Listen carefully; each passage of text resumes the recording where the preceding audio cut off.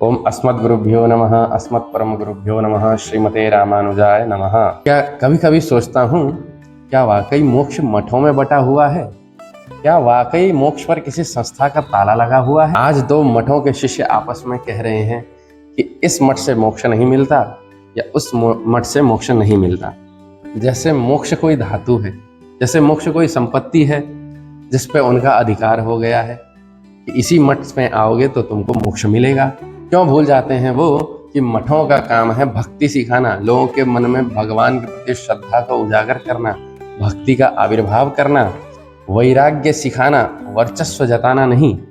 अत्यंत गंभीर विषय है जब एक ही संप्रदाय के दो मठ आपस में यह कहकर लड़ रहे हों कि इस मठ से मोक्ष नहीं मिलता और विवाद कर रहे हों, तो यह केवल धर्म की हानि नहीं बल्कि मोक्ष की महिमा का भी अपमान है।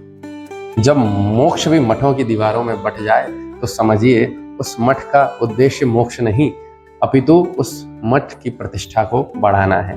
जिस मोक्ष की प्राप्ति के लिए अहंकार का त्याग करना अति आवश्यक है, वहीं पर यदि मठ ही अहंकार का केंद्र बन जाए तो वह मठ नहीं बल्कि माया जाल है, मृग जाल है।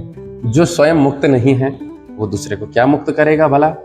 मठ यदि मोक्ष के लिए भी शर्तें रखने लगे तो वह मठ नहीं अपितु एक राजनीति का केंद्र बन जाता है। इस मठ से मोक्ष नहीं मिलेगा या उस मठ से मोक्ष नहीं मिलेगा, कहना तो वैसा ही है जैसे एक दीपक दूसरे दीपक से कह रहा है कि भाई तेरे से उजाला नहीं होता, तेरे से प्रकाश ही नहीं निकलता। दीपक का काम है जलना और प्रकाश देना, उसी प्रकार से मठ का काम है भक्ति जगाना और लोगों का मार्गदर्शन करना।